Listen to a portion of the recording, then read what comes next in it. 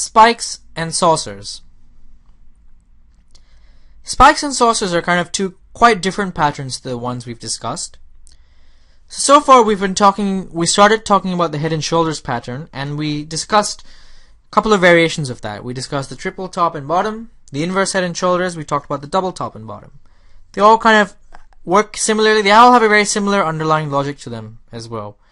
So if we're understanding why they work, right, we're looking at volume falling in the second case, and it's kind of signifying a change in trend because it's kind of the sideways movement following a trend, decreasing volume, which then makes it go the other way, the break of the neckline, etc.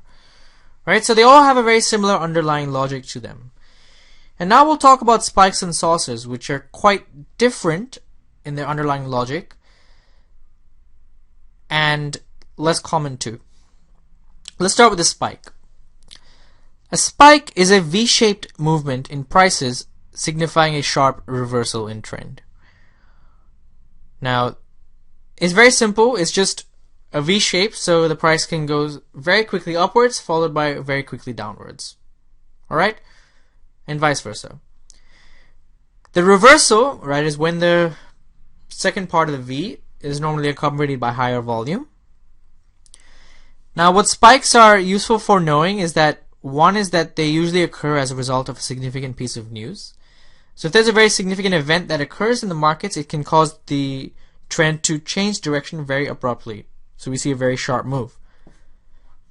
They're also very difficult to predict. Because they occur as a result of a significant piece of news, they are hard to predict. And usually they're just for the purpose of identifying. So we want to look at the chart to identify, do a lot of spikes occur, for example?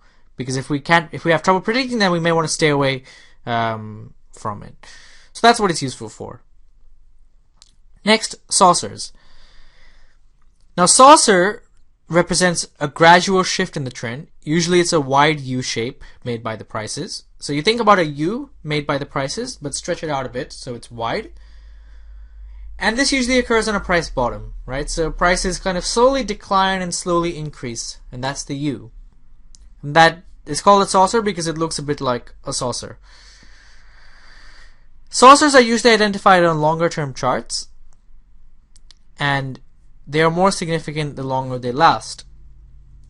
And because of their longer term nature, volume is less important.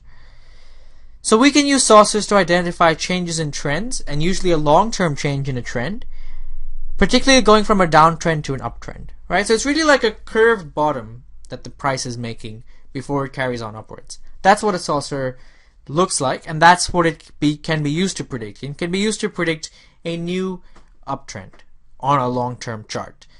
So now what we'll do is we'll go and look at examples of both spikes and saucers. We'll look at the diagrams, and then we'll also look at the real-life examples, so we get an idea of what it is and how it works.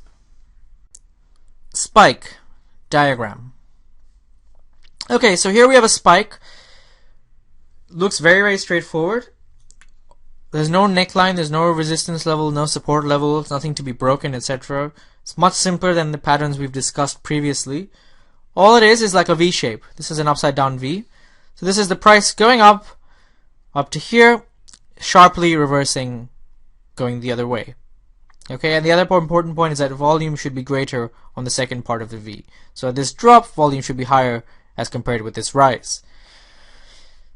So spikes have this V shape. Again, it's a sharp abrupt turn. We have a large movement upwards followed by a very significant downward movement. Spike can also look like this. It can also be this way. So it can also be sharp downward movement followed by a sharp upward movement. Could be either way. Most common is actually this one here. I haven't drawn this one out for you because actually this one is the most commonly observed. Usually when we tend to see sharp reversals, it's usually a sharp drop in prices. So this can be like when there's a big fall in the markets, or when like there's a crash or a crisis or something like that causes a large change in the trend. And as we mentioned, these do occur primarily as a result of the news. So that's why they are hard to predict, and that's why they can be so abrupt in their nature. But nonetheless, it is important to understand and be able to identify them, because they do have a significant impact. If we're in the middle of a spike as a result of a large change in the news, we can often do something about it. Either mitigate the effects or possibly even take advantage of it. Alright, let's now look at an example in real life. Spike. Example. Now once again, I have come back to the Indian rupee to look at the example of a spike. This chart is of the rupee against the dollar as before. This is from June or May 2010 until around the end of September 2010. Alright? So hopefully it should be fairly easy to identify the spike. There are a few of them actually. So we have the one I feel is prominent is here. Right? So we have, for example, a large upward move, right, up to here, followed by a significant downward move. And this is the kind of V shape we're talking about. And this is the spike. This is a large upward move followed by a large downward move. And again, you can see here the downtrend kind of continues quite a bit all the way down to here. We also have a spike here. This is the opposite direction. We have a kind of V shape where it's come down and then abruptly goes back up. So we can also have the spikes on this end. Right? You can argue that these are also spikes. I mean, this, for example, is probably more likely to be a double top rather than a spike. But yeah, you can see they're pretty common, right? They occur kind of all over the place and usually hard to predict, but they do signify reversals. And that's why we talk about them, because at the end of the day, we're looking for what creates reversal patterns, and spikes is one of them. Alright, so now that we've discussed an example of a spike, we'll move on to saucers. We'll look at what it looks like on a diagram and then what it looks like in a real example. Saucer diagram. Okay, now you have to pardon my drawing here. As you can see, I am not the best drawer, but hopefully this gives you an idea of what we're interested in. So we have here a curved line, which is what I've tried to do.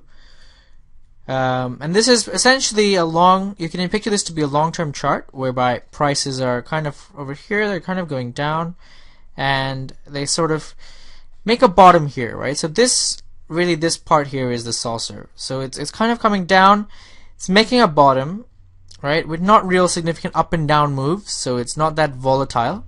And usually longer term charts are less volatile, which is why this is more applicable to them.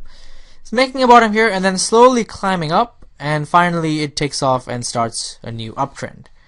Right, so that's a saucer, right? It's gradually looking at a significant downtrend that turns into an uptrend.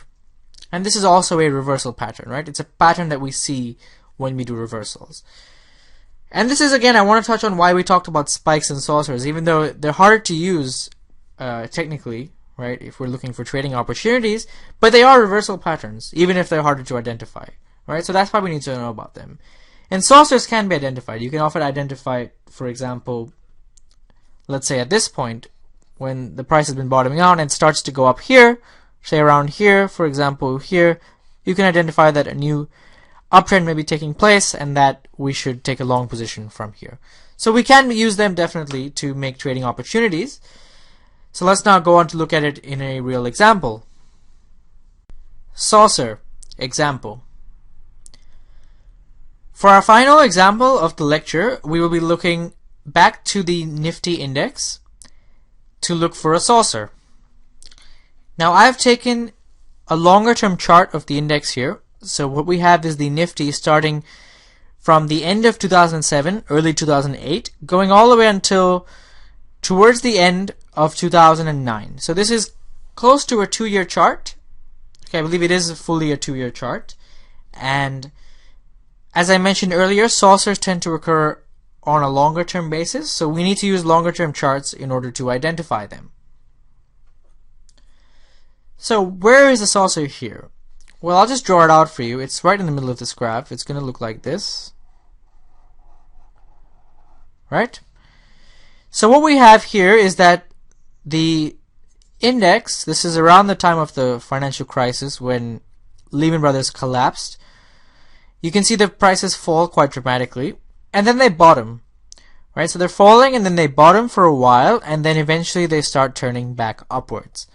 And this is fairly long term. This occurs over a period of close to a year, a bit less than a year before it comes back up to where it was, and this uptrend carries on. So again, it makes the saucer shape, which is why it's called a saucer. It is very approximate because it's so long term. There are lots of variations here. We can see that like many ups and downs occur throughout this, but it kind of stays around this saucer line, right? If you look at the uptrends and downtrends, we never really stray too far from this saucer line, and as a result, it does a fairly good job of approximating where the trend is. Alright, this concludes our discussion on spikes and saucers.